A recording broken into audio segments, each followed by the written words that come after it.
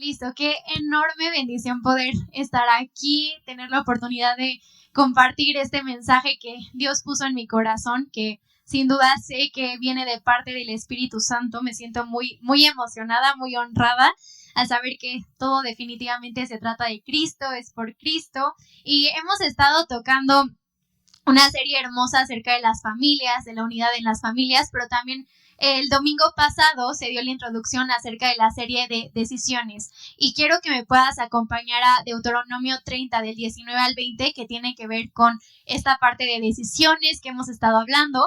Y Deuteronomio 30 del 19 al 20 dice: al cielo y a la tierra pongo hoy como testigos contra ustedes, de que he puesto ante ti la vida y la muerte, la bendición y la maldición.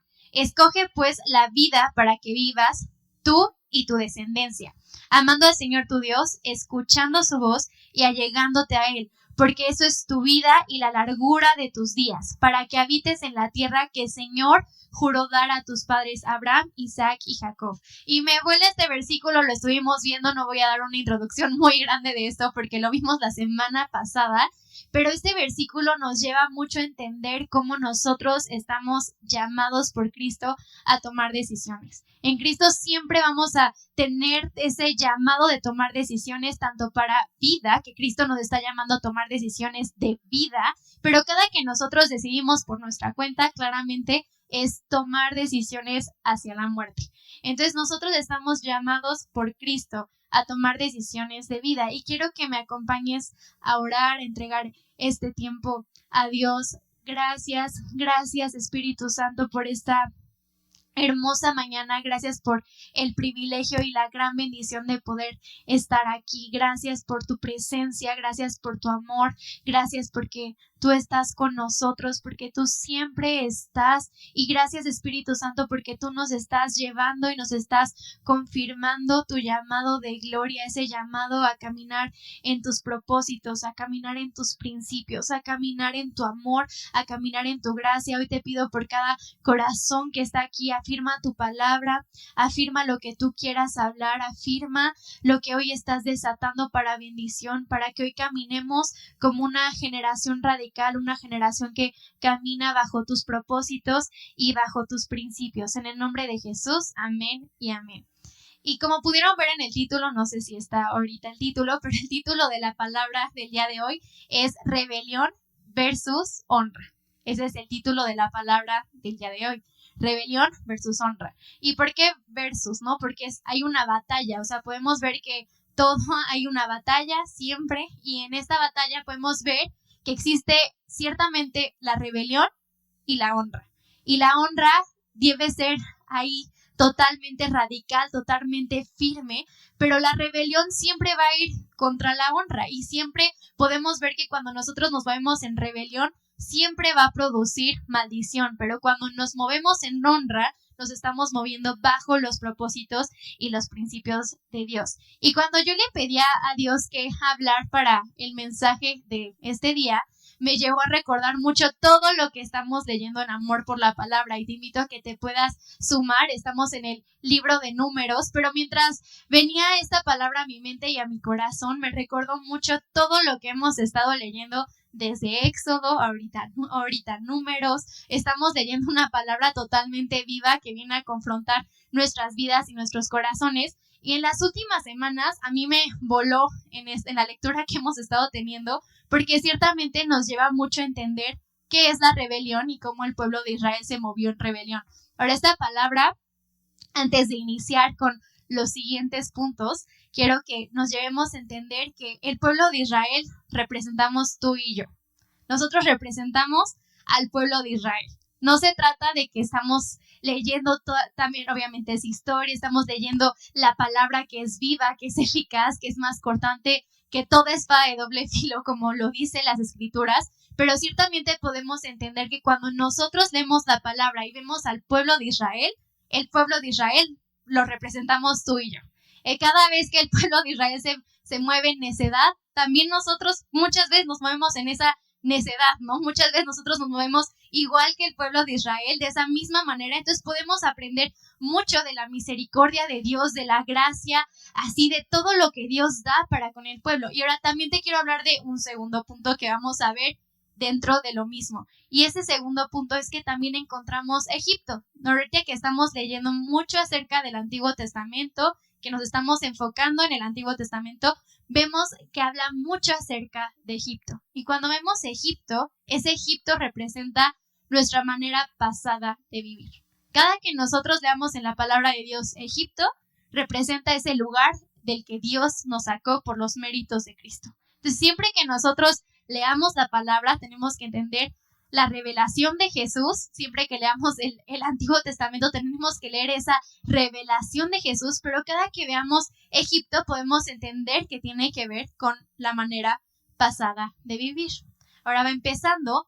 Dice que la rebelión comienza cuando nosotros nos comenzamos a mover en contra del propósito de Dios. O sea, siempre que vemos rebelión, tiene que ver cuando nosotros empezamos a movernos en contra de lo que Dios ha hablado, en contra de sus propósitos, en contra de sus principios. La rebelión siempre es contraria a lo que Dios habla. Y yo creo que todos los que hemos estado leyendo, cuando leemos así, vemos que la rebelión siempre va en contra de lo que Dios está hablando, ¿no? Siempre va totalmente en contra. Ahora sí, iniciando con el tema de hoy, quiero hablarte acerca de cómo en la vida podemos nosotros ver fórmulas. No sé, o sea, hay fórmulas matemáticas, hay fórmulas para la siembra y para la cosecha. O sea, podemos encontrar mil fórmulas, ¿no? O sea, 2 más 2 siempre va a dar 4. Si sembramos un árbol de manzanas, va a dar manzanas. O sea, si hacemos algo malo, va a dar resultado algo malo. Si hacemos algo bueno, va a producir algo bueno. O sea, es algo que evidentemente vemos en nuestra vida, vemos en todo lo que existe, podemos ver que hay esas fórmulas. Entonces, mientras yo estudiaba todo lo que hemos estado leyendo en números, podía entender que así como hay fórmulas para todo, hay una fórmula para la rebelión. Y esa fórmula para la rebelión vamos a estarla estudiando y vamos a ir profundizando en esta fórmula de la rebelión. Y el primer punto que quiero que te lleves es que la rebelión siempre va a iniciar con la queja. La queja. Todo lo que hemos leído siempre inicia la rebelión con la queja. Nos empezamos a quejar y ahí inicia la rebelión, ¿no? Y te quiero decir que el corazón que se mueve en queja se convierte en una plaga. O sea, la queja siempre va a ser una plaga que va a contaminar nuestro ser. Es como un COVID espantoso que va así llenándonos de enfermedad, que va deteriorando por completo nuestras vidas. Pero también te quiero decir que la queja es una plaga que destruye nuestras familias, destruye nuestra iglesia, destruye nuestras amistades, destruye los matrimonios, destruye la relación de hermanos, la relación de amigos, porque la queja nunca va a tener un resultado bueno, un resultado bonito, ¿no? Y entonces yo me metí a investigar acerca de qué es la queja, ¿no? O sea, mientras veía esto dije, pues obviamente yo entiendo la palabra queja, pero quería investigar un poco más acerca de esto. Y la queja es la expresión de dolor, una pena, una expresión de un sentimiento, pero también me voló que tiene que ver con un resentimiento y cuando estás totalmente desolado. O sea, la queja produce, o sea, te impide ver, pero te llenas tanto, nos llenamos tanto. Cuando nosotros permitimos queja en nuestras vidas, nos estamos llenando tanto de nosotros, solamente nos estamos viendo a nosotros mismos, que no podemos ver más allá. Siempre estamos nada más pensando en todo lo que está alrededor de nosotros, en la tristeza que nos inunda, pero no avanzamos. Entonces, el punto 1 de la fórmula de la queja, y quiero ir la primera slide como de la fórmula es la queja, pero el primer punto es: la queja siempre distorsiona nuestra perspectiva y nos impide reconocer a Dios.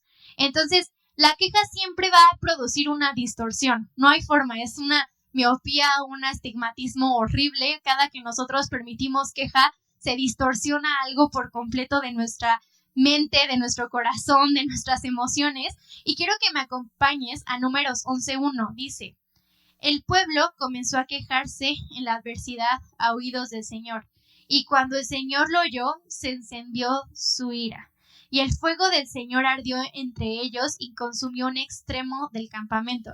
Ahora, a mí me vuela mucho esto porque dice que el pueblo que comenzó a quejarse, dejaron de ver lo bueno, toda la bondad de Dios, cómo Dios los sacó de Egipto. O sea, dice que el mar se abrió. Yo no me imagino cómo fue eso. O sea, yo lo he visto en películas, o sea, lo he visto cómo lo han tratado, pero sin duda yo creo que ese momento ha de haber sido algo impresionante. Atravesar el mar, o sea, yo creo que fue uno de esos momentos que se te quedan marcados. El pueblo vio esos milagros de Dios, los sacó de esa esclavitud, pero ¿qué empezó a pasar en ellos? La queja empezó a distorsionar tanto la manera en la cual veían las cosas que la perspectiva empezó a ser totalmente distorsionada. Y al distorsionarse, dejaron de reconocer a Dios.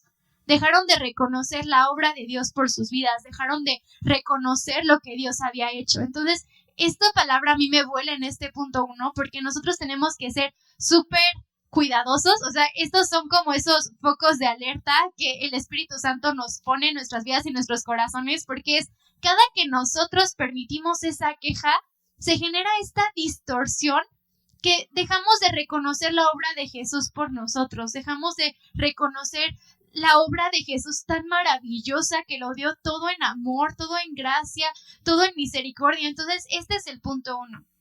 El punto 2 es la queja nos lleva a tener un deseo insaciable por Egipto, por el lugar del que Dios nos sacó. Entonces, en este punto quiero resaltarte y vuelvo a retomar lo que hablaba hace rato, que Egipto tiene que ver con nuestra manera antigua de vivir, todo lo que éramos antes de recibir a Cristo en nuestros corazones. Y este punto a mí me vuela porque cada que nosotros tenemos esta necesidad de regresar a ese viejo hombre, nos estamos secando por dentro, algo se está destruyendo por completo de nuestras vidas, porque nosotros no podemos regresar a ese lugar tan espantoso, o sea, no podemos regresar a esa perdición. En Números 11 del 4 al 9, a mí me voló cuando estuvimos leyendo esto, porque dice, el populacho que estaba entre ellos tenía un deseo insaciable, y también los israelitas volvieron a llorar y dijeron, ¿quién nos dará carne para comer? ¿No nos acordamos del pescado que comíamos gratis en Egipto, de los pepinos, de los melones, los puerros, las cebollas y los ajos? Pero ahora no tenemos apetito. Nada hay para nuestros ojos excepto este maná. Y el maná era como una semilla de cilantro y su aspecto el del débilo. El pueblo iba, lo recogía y lo molía entre 2 piedras de molino o lo machacaba en el mortero y lo hervía en el caldero y hacía tortas con él, y no tenía el sabor de tortas cocidas con aceite. Cuando el rocío caía en el campamento por la noche, con él caía el maná.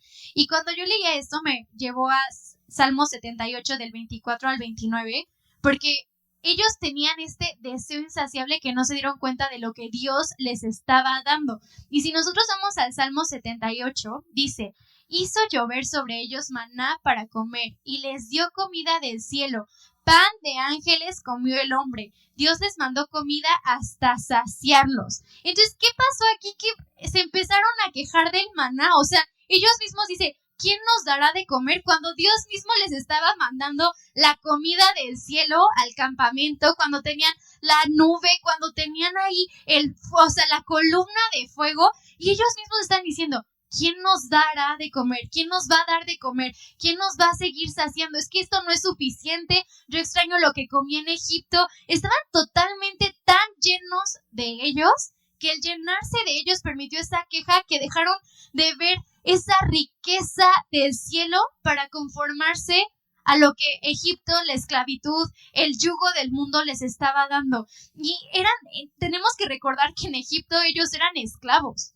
O sea, en Egipto eran maltratados. O sea, no sé si alguien vio El Príncipe de Egipto, no sé si alguien tuvo la oportunidad de ver, es una película muy, muy, muy buena, pero cuando nosotros vemos, eran totalmente maltratados. Y hace mucho estaba viendo un video en Facebook más bien, y hablaba de cómo a veces pensamos que los egipcios eran, o sea, un poco más calmados que los romanos, ¿no? O sea, a lo mejor tienes la imagen de que los romanos eran súper sanguinarios y pensamos que los egipcios sí los maltrataban, pero no eran tan salvajes. Y no, verdaderamente el video dice que los egipcios eran, o sea, peor que los romanos, o sea, que verdaderamente para ellos trataban, o sea, a las personas que eran esclavas, las maltrataban, las insultaban, las trataban muy, muy mal. Entonces, imagínate que Dios los sacó de ese estado de esclavitud y ellos añoraban el regresar al estado de esclavitud.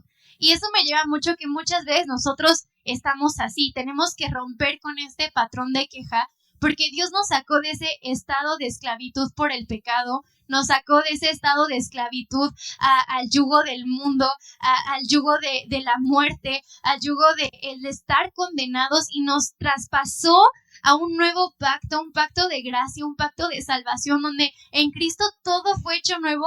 Y a lo mejor muchas veces nosotros estamos añorando más lo que el mundo ofrece que lo que ya tenemos en Cristo, ¿no? Y esta parte creo que es sumamente importante, que debemos reconocer y debemos tener muy claro. No podemos estar añorando algo que le costó la sangre de Cristo. No podemos estar añorando más el mundo que lo que ganó Jesús por nosotros. El punto 3 es: no permitas quejarte por aquello que un día agradeciste.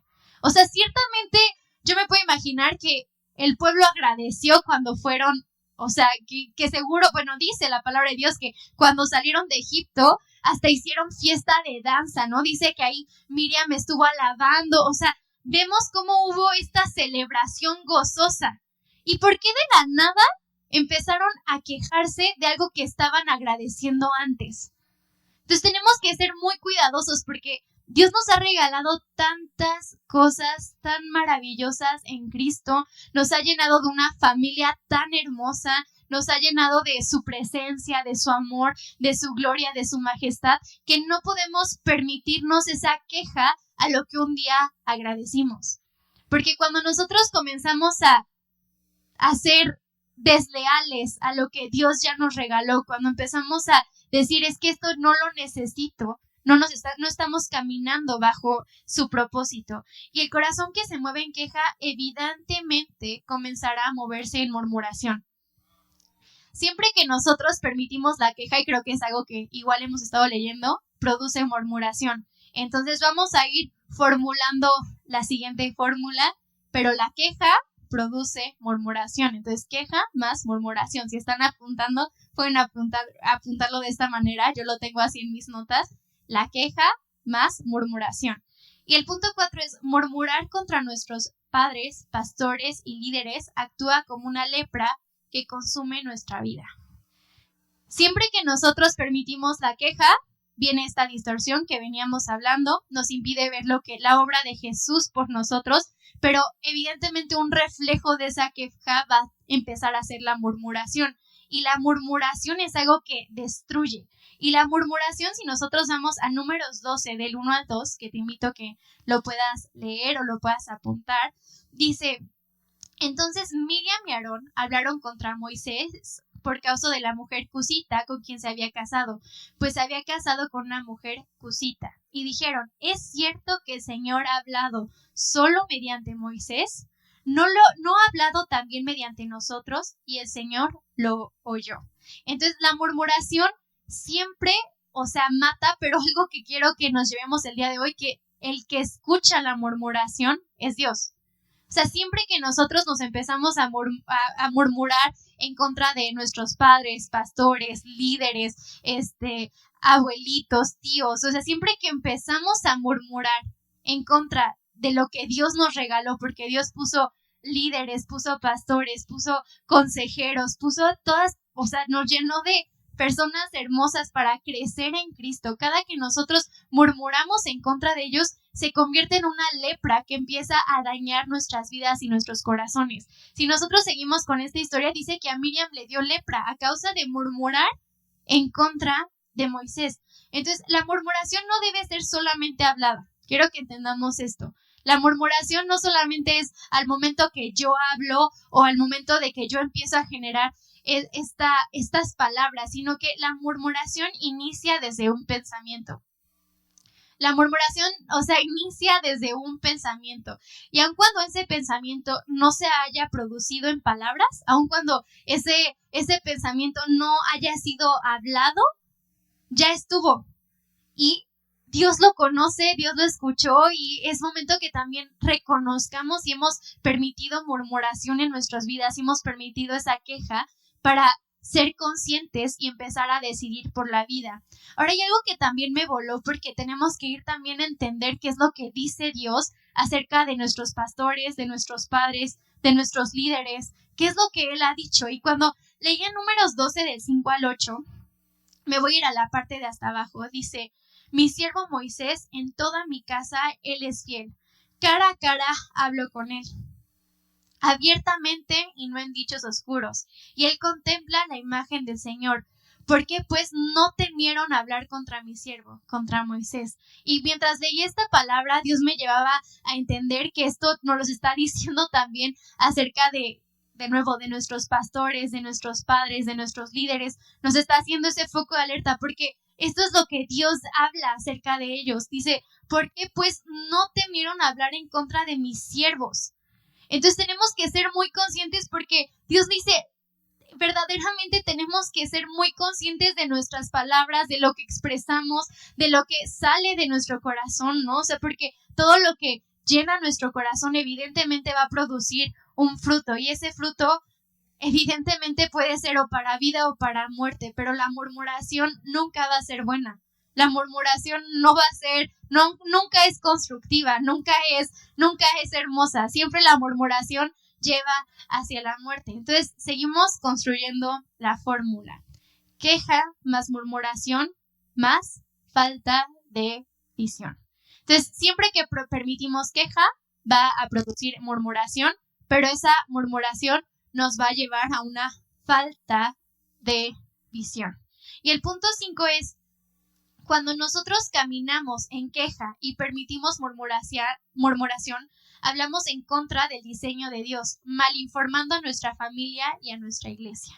Entonces, siempre que nosotros empezamos a movernos en queja, en esta murmuración, nuestra boca habla totalmente distorsión.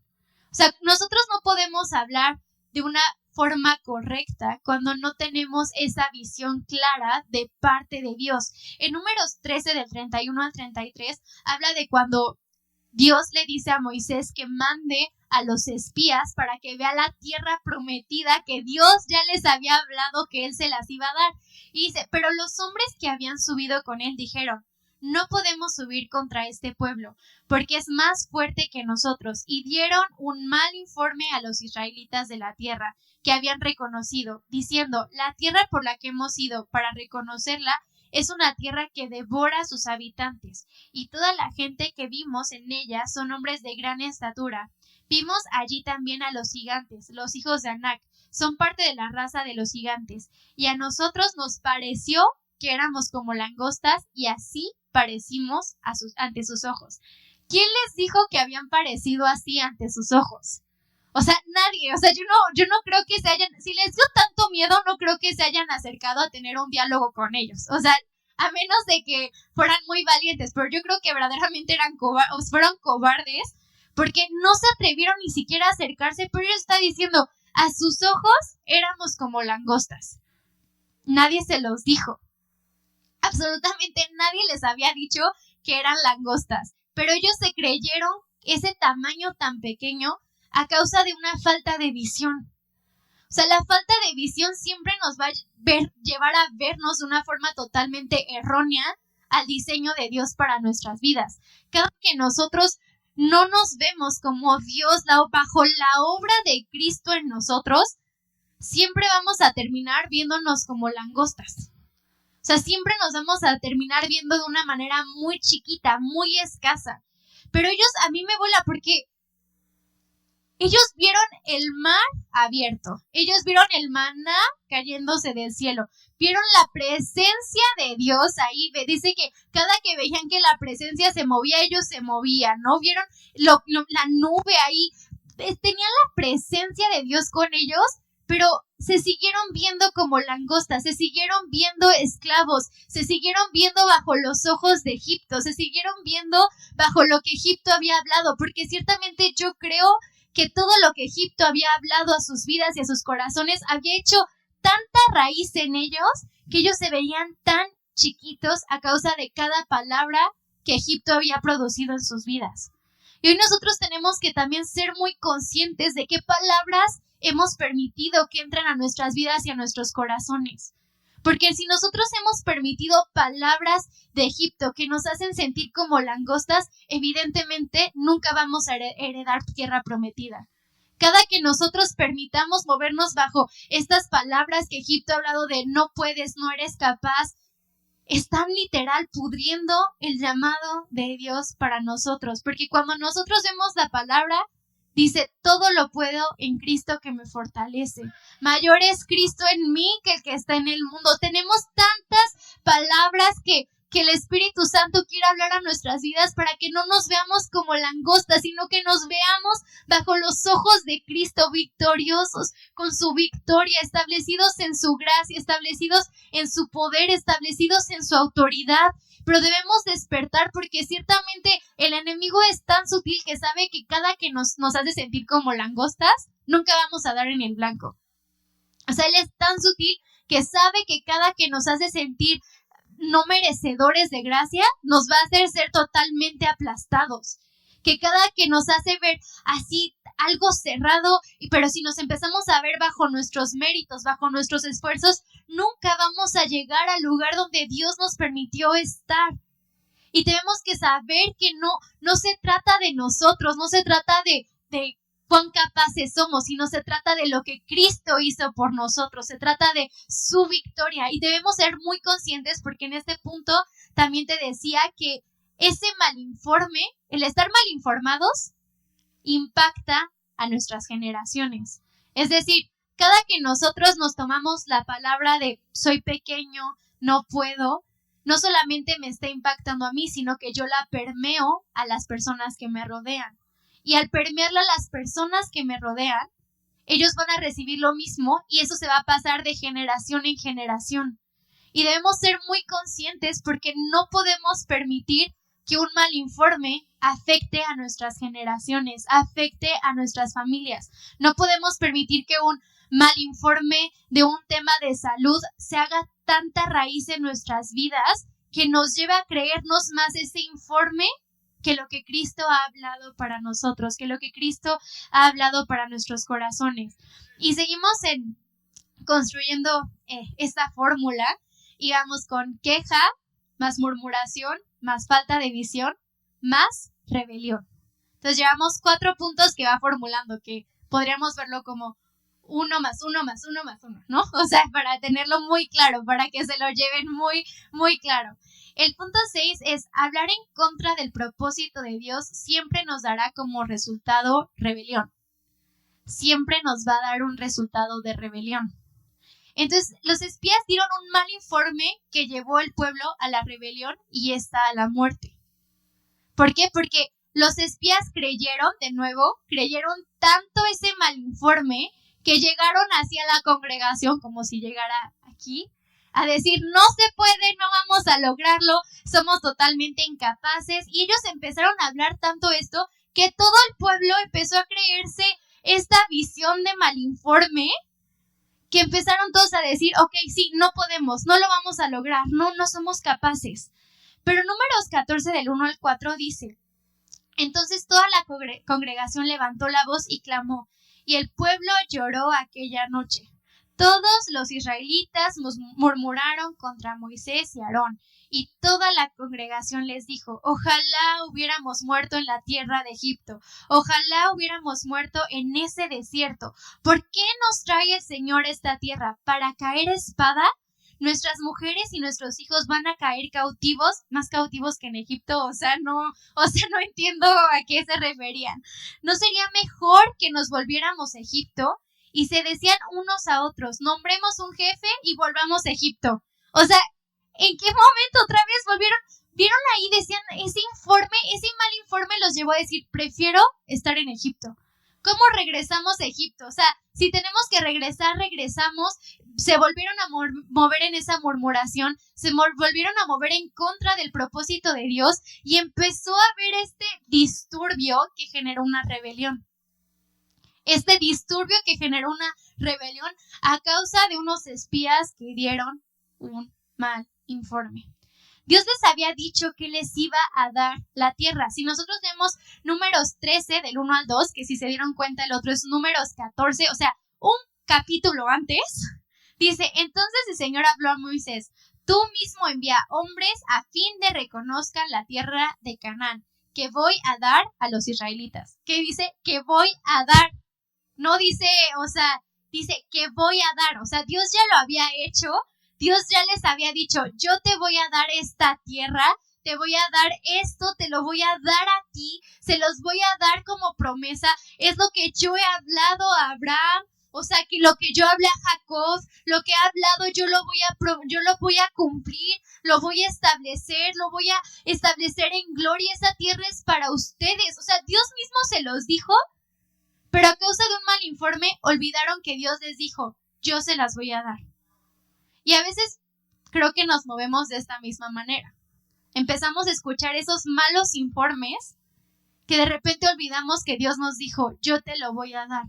Que Dios nos dijo, yo ya te di sanidad, y nosotros nos estamos moviendo más bien bajo ese discurso médico, ¿no? Bajo lo que los médicos dicen, ¿no? O a veces, muchas veces, Dios dice, da ese paso de fe, pero a veces vemos ahí vemos algo, un gigante, vemos a Goliat y decimos, es que es imposible. Entonces, debemos verdaderamente levantarnos y creer lo que Dios ha hablado, la palabra que Él ha establecido, porque Él nos ha dicho, yo te lo voy a dar. Yo te lo voy a dar. Aquel que lo sacó de Egipto, de la opresión, de la esclavitud, lo iba a hacer una vez más en el pueblo de Israel. Lo iba a hacer una vez más. Pero ellos, a causa de dudar, a causa de este mal informe, dudaron. O sea, esto a mí me vuela, porque de nuevo, o sea, yo me pongo a pensar todo lo que vieron, o sea, todo lo que vieron, todo lo que sucedió, vieron las plagas, o sea, vieron todo lo que había sucedido y aún así no creyeron que Dios lo iba a hacer una vez más en ellos. O sea, ¿qué más difícil que sacarlos de Egipto? O sea, ¿qué más difícil que sacarlos de Egipto? Ya lo más fácil era, yo los voy a llevar y la van a tomar. Era lo más fácil. Pero a causa de ellos verse bajo su circunstancia, bajo este mal informe, esa distorsión generó que ya no reconocieran todo lo que Dios había hecho por ellos. Y hoy eso es lo que también quiero que ese foco de alerta se active en nosotros para decir, nosotros no nos podemos permitir esto en nuestras vidas y nuestros corazones. Dios ha hecho milagros tan hermosos en nuestra vida. Dios ha hecho proezas. Dios nos ha mostrado su misericordia. Dice su palabra, nueva es su misericordia cada mañana. Su misericordia nos persigue. Cada día es un regalo de gloria, un regalo para caminar con Él, que no nos podemos permitir que a causa de un mal informe, que eso tumbe todo lo que Dios ha hablado. No lo podemos permitir. Si Dios ha hablado una promesa, verdaderamente aferrarnos a la promesa. O sea, si a mí algo me vuela es, o sea, Dios le dijo a Abraham que le iba a dar una descendencia enorme. Y Abraham ciertamente no vio esa descendencia enorme. Pero él creyó que Dios lo iba a hacer. Creo que muchas veces tenemos tantas distracciones en esta tierra que nos impiden poder movernos en esa fe, ¿no? O sea, muchas veces tenemos tantas distracciones en el mundo que nos impiden ver lo que Dios quiere mostrar. Tenemos tantas distracciones de películas, tenemos tantas distracciones en las redes sociales que muchas veces nos distraemos por completo y esas distracciones producen ese mal informe en nuestras vidas. No podemos permitirnos informes contrarios a lo que Dios ha hablado para nuestras vidas y para nuestra familia.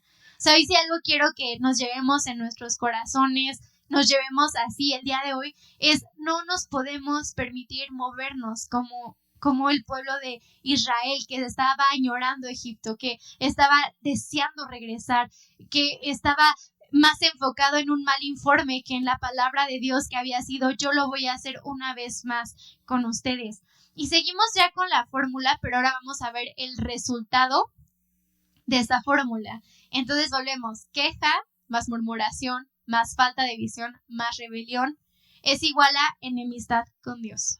O sea, la fórmula de la rebelión siempre va a producir enemistad con Dios. No hay forma que dé un resultado contrario. No hay forma de que cambie. Cada que nosotros empezamos a construir esta fórmula de esta manera en nuestras vidas, produce una enemistad con Dios. Y el punto 7 es, el resultado de la rebelión siempre será enemistad con Dios, porque Dios no se mueve en rebeldía. Dios no se mueve en un corazón rebelde. O sea, ciertamente hubo una consecuencia a causa de que el pueblo decidió moverse en esa rebeldía. Números 14:34 dice, según el número de los días que ustedes reconocieron la tierra, 40 días, por cada día llevarán su culpa 1 año, hasta 40 años, y conocerán mi enemistad. A causa de no creer correctamente lo que Dios había hablado a sus vidas y a sus corazones. O sea, Dios les dijo, yo lo voy a hacer. O sea, ustedes descansen, yo lo voy a hacer. O sea, yo voy a volverlo a establecer, voy a establecer mi pacto en ustedes. Ellos, por no creer y producir ese corazón rebelde, llevó al resultado de una enemistad. A 40 años en el desierto. A que no heredaran ellos la tierra prometida. El punto 8 es, muchas veces podemos creer que la queja, la murmuración, la falta de visión, la rebelión es contra la persona. Es decir, el pueblo de Israel pensaba que se estaba quejando contra Moisés. No sé si me estoy dando a entender. O sea, el pueblo de Israel, cada que se estaba quejando, era como, la queja era para con Moisés. Era como, o sea, ¿tú por qué nos quisiste sacar? O sea, ellos empezaron a ver más pensando que era Moisés, ¿no? O vemos cuando Miriam y empieza a murmurar, ¿no? Que dice, ¿será que solamente Dios le habla a Moisés? O sea, entendemos que esta queja y esta rebelión muchas veces podemos nosotros creer que es contra la persona. Es decir, muchas veces podemos creer que cada que nosotros empezamos a movernos en esta fórmula, nos estamos quejando más bien contra nuestros pastores, contra nuestros líderes, contra nuestros papás, contra nuestros abuelitos, pero no. Cada que nosotros permitimos la fórmula de la rebelión, estamos haciéndolo contra Dios. O sea, cada que nosotros empezamos a movernos en esa fórmula de rebelión, no es contra la persona, es contra Dios. O sea, si algo también es llevarnos es esto, o sea, no es contra la persona, es contra Dios.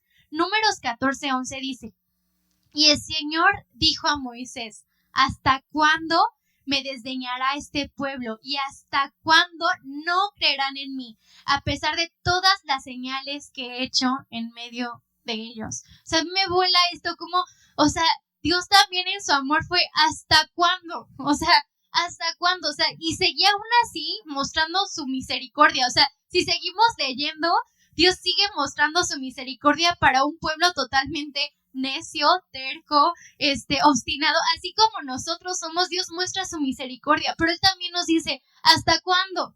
O sea, ¿qué más quieres que pase, no? O sea, yo creo que Dios dice, ¿qué más quieres que pase para que me entregues tu vida, no? ¿Qué más quieres que pase? ¿Qué más quieres que yo haga para que digas, Jesús, con todo, yo me rindo por completo? ¿Qué más quieres? Y yo creo que hoy es como esto que Dios nos está sacudiendo y nos está diciendo, hoy es el momento de responder, porque hoy estamos en un tiempo de gracia, de misericordia.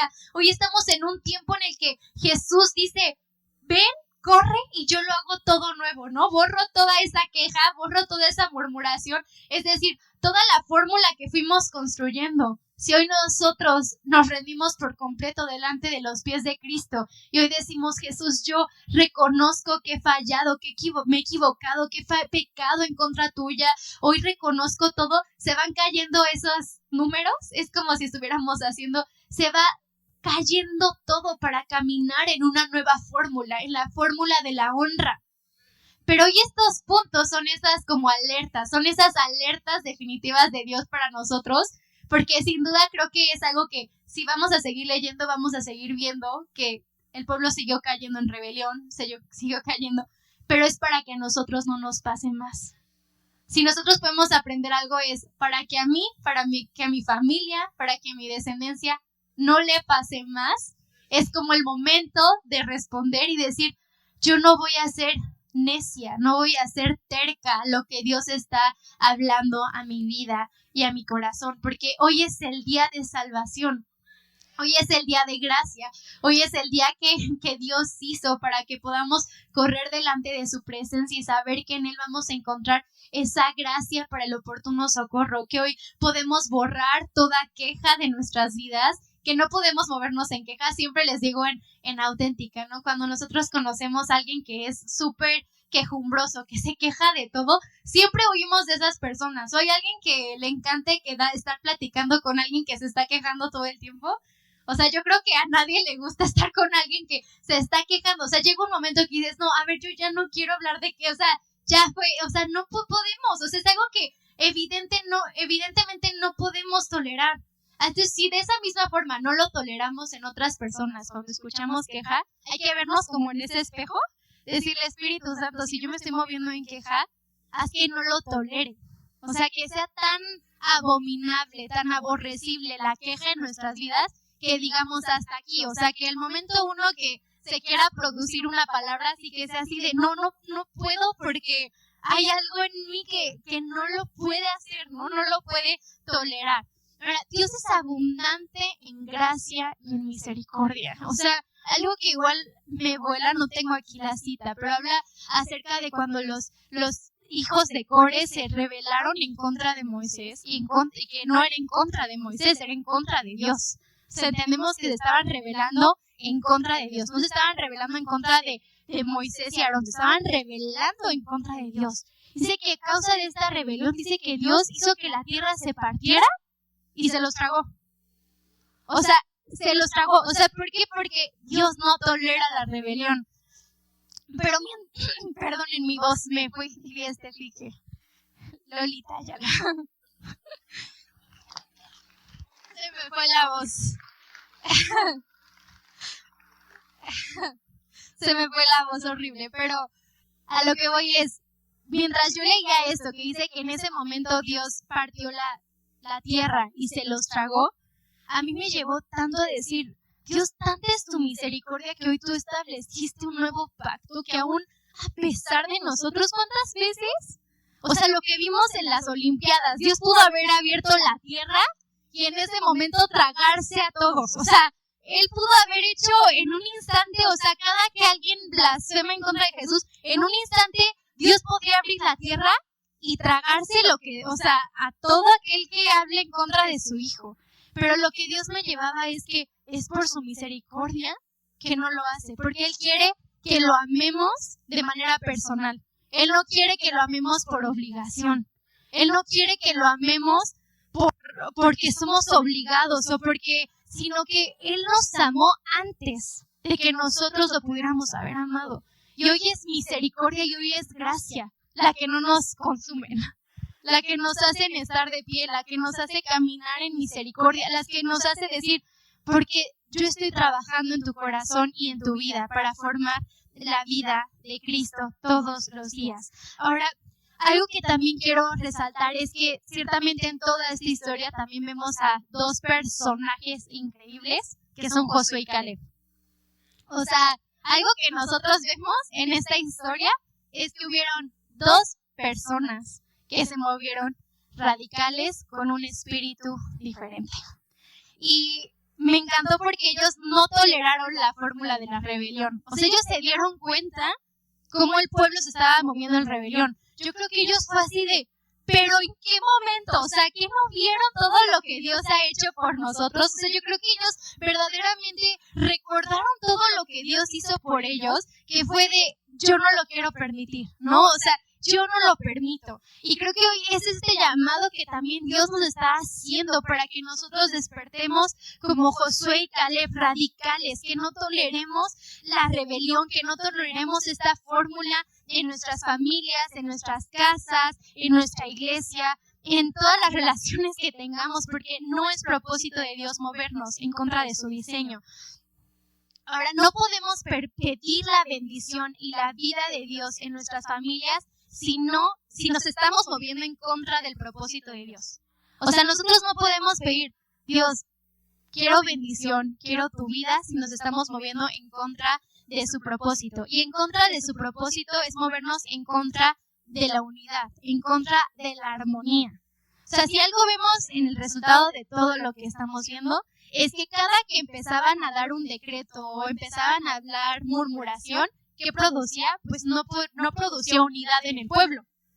O sea, porque yo creo que eso llevaba a un disturbio. O sea, claramente llevaba a un tema súper fuerte de todos enojados. Yo creo que ahí era fuego, o sea, enojo, ¿no? Y no había armonía, porque yo estoy segura que cada que hay rebelión nunca va a haber unidad y no va a haber armonía. Entonces, si nosotros estamos caminando en contra de la unidad y de la armonía en nuestra familia y en nuestra iglesia, nos estamos moviendo en rebelión.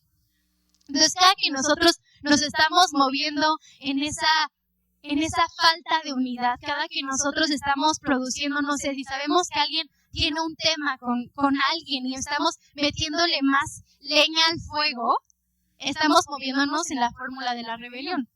O sea, no estamos moviéndonos de la manera en la que Cristo nos llamó a caminar, porque Cristo nos llamó a ser reconciliadores. Y tenemos que entender que la rebelión siempre va a matar y siempre va a destruir y siempre va a secar los huesos.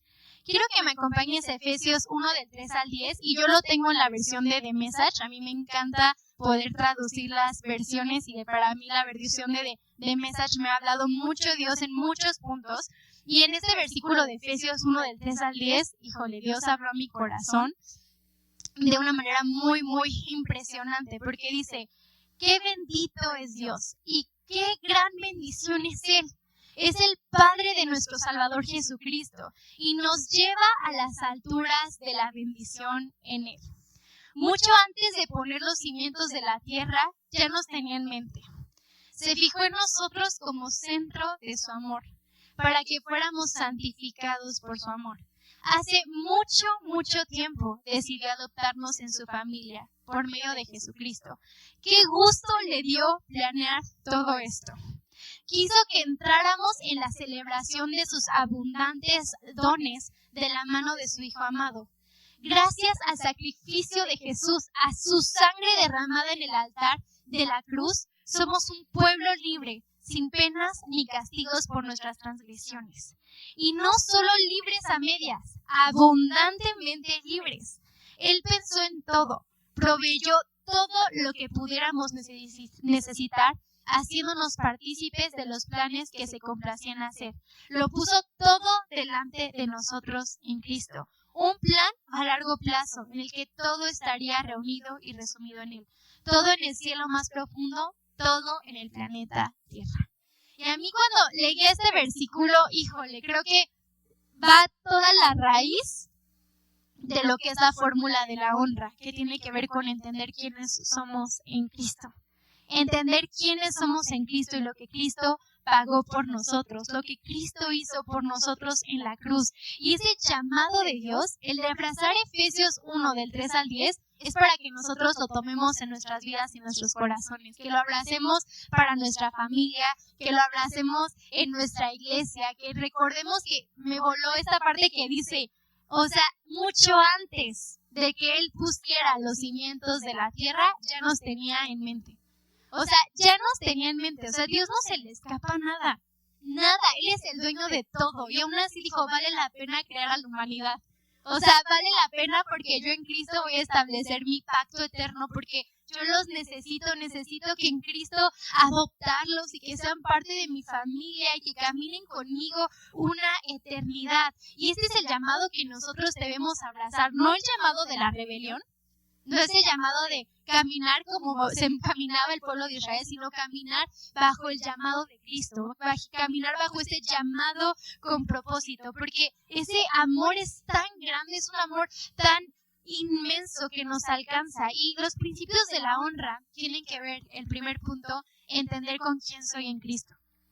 Ahora sí ya entendimos todo lo que tiene que ver con la rebelión, pero ahora sí vamos a ir al tema de la honra. Y podemos entender que nosotros en Cristo estamos llamados a movernos en honra. Y entender quién soy en Cristo es tan fundamental para nuestras vidas, porque si no sabemos quiénes somos, o sea, nunca vamos a lograr nada. De nuevo, vuelvo al punto de cuando se empezaron a ver como langostas. De esa misma manera, cuando yo no entiendo quién soy, o sea, no puedo dar en el blanco. O sea, cuando no entiendo quién soy, estoy totalmente perdido. Y creo que son preguntas que hasta incluso en el mundo nos hacen, ¿no? O sea, yo recuerdo muchísimas clases ahí en primaria, ¿no? Que te decían así de ¿quién soy? ¿No? Y tenías que hacer tus esquemas de, bueno, pues mi familia, ¿no? Las cosas que te formaban, ¿no? Pero ciertamente vemos que el mundo siempre nos está preguntando quiénes somos. O sea, es algo que continuamente está, ¿quién eres? ¿Quién eres? ¿Quién eres? ¿Quién eres? Te quiero decir que nosotros tenemos la respuesta, somos hijos de Dios, pagados por la sangre de Cristo, o sea, no necesitamos más. Y creo que muchas veces encontramos que el mundo está en esa búsqueda de quiénes somos. Y qué hermoso saber que en Cristo nosotros tenemos la respuesta de quiénes somos. Y si nosotros volvemos a leer Efesios 1 del 3 al 10, te leo nada más, mucho antes de poner los cimientos de la tierra, ya nos tenía en mente. Mucho antes, o sea, muchísimo antes, o sea, antes de que Él creara a Adán y a Eva, ya nos tenía en mente a ti y a mí. Antes de que Él dijera la primer palabra, antes de que su espíritu se moviera sobre la faz de las aguas, ya nos tenía en mente. O sea, Él ya sabía cómo nos íbamos a llamar, en el momento en el que íbamos a estar. O sea, Él dijo, vale la pena. Claro que Él sabía que Adán y Eva iban a pecar. Claro que Él sabía todo lo que iba a pasar después, hasta esa fecha y hasta lo que va a pasar más años de adelante. Él lo sabía, pero dijo, vale la pena, ¿no? Y me encanta porque dice, se fijó en nosotros como centro de su amor. O sea, como centro de su amor. O sea, siempre si algo también estamos viendo es que todos buscamos ser amados. Todos estamos en una búsqueda de ser amados. Y el mundo siempre nos va a enseñar una fórmula de amor pirata. O sea, siempre nos va a enseñar, el mundo siempre va a querer imitar lo que Cristo nos regala y nos ofrece de una manera tan gratis, pero el mundo lo va a querer disfrazar de amor cuando es totalmente perdición. Pero qué hermoso saber que Dios pensó en nosotros como el centro de su amor, y ese resultado es para que fuéramos santificados en su amor. O sea, el resultado de su amor es que nos santifica. Y esta es la fórmula de quién soy en Cristo. Dice, hace mucho tiempo decidió adoptarnos en su familia. Mucho tiempo. Antes de que Jesús naciera en el pesebre. O sea, si algo vemos, todos son referencias a Jesús. O sea, cada sacrificio era referencia a la obra de Jesús. Cada entrega era referencia a la obra de Jesús. Mucho antes de que Jesús se entregara, Él ya decidió establecer ese pacto para adoptarnos. El punto 2 es, somos completamente libres por medio de la sangre de Cristo. Completamente libres, no somos libres a medias, somos completamente libres. Y esa parte completamente libres es, somos completamente libres de Egipto. No hay más vieja car, en este caso viejo, como quieras ponerle, no hay más viejo hombre o vieja mujer en nosotros, porque la sangre de Cristo hizo un pacto totalmente nuevo que nos reviste de esa nueva herencia, de ese nuevo llamado que nos adopta. Dice en Efesios 1, dice, gracias al sacrificio de Jesús, a su sangre derramada en el altar de la cruz. Me voló en esta versión porque dice, a su sangre derramada en el altar de la cruz. La cruz no era nada más una cruz, es referencia a un altar. A ese altar que Dios también estableció en todos los sacrificios que hemos leído, ese altar es referencia a la cruz de Jesús, donde Jesús estableció como ese sacrificio vivo, santo y agradable, donde se entregó por amor a nosotros, donde subió como aroma fragante delante de su presencia. Ese sacrificio, ese altar, fue un altar. Somos un pueblo libre, sin penas ni castigos por nuestras transgresiones. Ya no hay más pena, ya no hay más castigos por la obra de Cristo. Dice, y no solo libres a medias, abundantemente libres. Abundantemente libres. Somos abundantemente libres en Cristo. El punto 3. En Cristo estamos completos. Lo tenemos todo. En Cristo lo tenemos todo. Tenemos la victoria, tenemos su reino establecido en nuestras vidas, tenemos cada palabra, somos partícipes de su victoria, podemos ser libres en Él. Y si leemos, dice, Él pensó en todo, proveyó todo lo que pudiéramos necesitar. ¿Necesitas algo? O sea, porque Dios te hace esa pregunta, ¿Qué más puedo hacer? Hoy nosotros, dice Dios, yo ya les di todo. O sea, nos dio todo por medio de Cristo para que hoy echemos mano de la vida eterna, para que hoy aquí en la tierra podamos tomar sus planes, poner todo delante de Él, dice, haciéndonos partícipes de los planes que se complacía en hacer. No nos hizo así socios, sino nos hizo en esa relación cercana, nos hizo así, se complace en contarnos sus planes. Él se complace en esa relación cercana, se complace en decirnos sus planes de amor. Dice, Cristo nos provee de un regalo tan maravilloso, y ese regalo es que nos da una familia. O sea, si nosotros nos dio una familia, nos adoptó para ser su familia. O sea, nos adoptó para ser su familia, y nos está llamando a movernos en esa fórmula de la honra. Y ahora sí quiero cerrar, y es muy rápido, pero quiero cerrar con la fórmula de la honra, porque lo que vimos es los primeros 3 puntos fue acerca de entender quiénes somos en Cristo y lo que Cristo hizo por nosotros, pero también nos da esta fórmula de la honra que está en el Salmo 133 del 1 al 3, y te lo quiero leer. Dice, miren cuán bueno y cuán agradable es que los hermanos habiten juntos en armonía. Es como el óleo precioso sobre la cabeza, el cual desciende sobre la barba de Aarón, que desciende hasta el borde de sus vestiduras. Es como el rocío del Hermón, que desciende sobre los montes de Sión, porque allí mandó el Señor la bendición, la vida para siempre. Y quiero que resaltarte algo, porque si nosotros leemos, yo lo dividí en 2, pero podemos tener, miren cuán bueno y cuán agradable. Dice cuán, ¿no? Entonces, si yo leo la palabra cuán, o no sé, es como es demasiado bueno. O sea, para Dios es demasiado bueno que nosotros, y demasiado agradable.